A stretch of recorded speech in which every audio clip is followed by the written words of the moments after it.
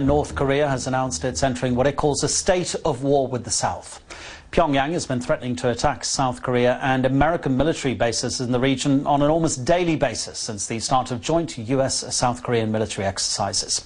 The Russian and Chinese governments, they say the rising tensions could lead to a potentially dangerous confrontation.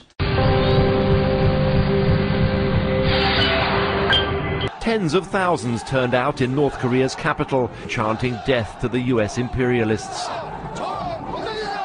North Korean leader Kim Jong-un presided over what was called an urgent meeting with military officials. He called yesterday's US show of force reckless, B-2 stealth bombers in exercises over South Korea, and said the time had come to, quote, settle accounts with the US. State television reported that Kim had ordered his forces on standby to strike the US, South Korea, Guam and Hawaii. In one photo, targets appear to include Austin, Texas. Experts doubt he has the ability to hit the US. But they fear a provocation here in the Yellow Sea, disputed waters where South Korean ferries skirt around North Korean territory. Bangyong Island is home to 5,000 South Korean civilians and many soldiers. It sits just 10 miles from the border. Kim Jong-un, seen recently peering at this island through binoculars, threatened to turn it into a sea of flames. So he was on that island there. Does that worry you?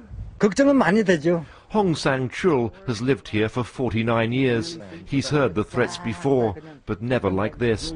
The island is a fortress lined with fencing and minefields. The fortifications stretch all the way down the coast here. 30-foot wide wall, and on top layers of razor wire. Locals say the army is tense. A network of underground bomb shelters is being made ready. These are all over the island and have been freshly stocked up with supplies. Still, most islanders seem determined to stay, while keeping a nervous eye on their neighbours to the north.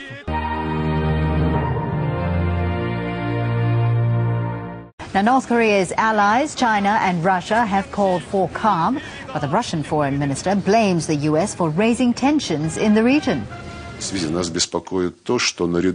It worries us that along with the adequate reaction of the UN Security Council and the collective reaction of the world community, there are unilateral actions taken against North Korea that are demonstrated by increasing military activity. We can't let the situation simply slip out of control, and this will spiral into a vicious cycle.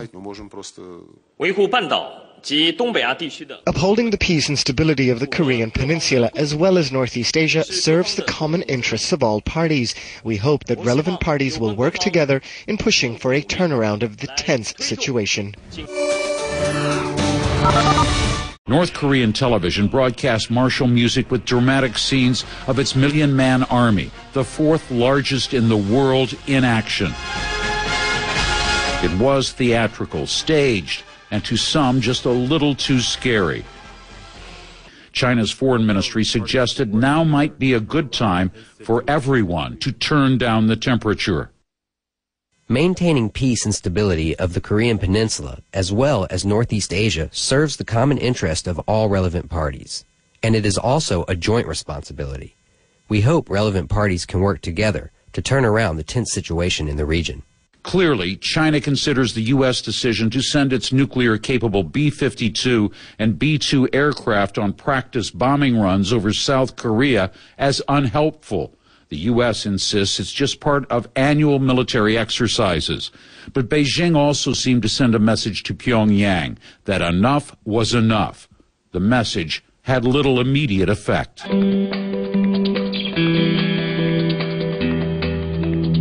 Analysts claim the threat against the South has to be seen in context, as both sides have technically been in a state of war since 1953, when the Korean conflict ended in an armistice and not a peace treaty.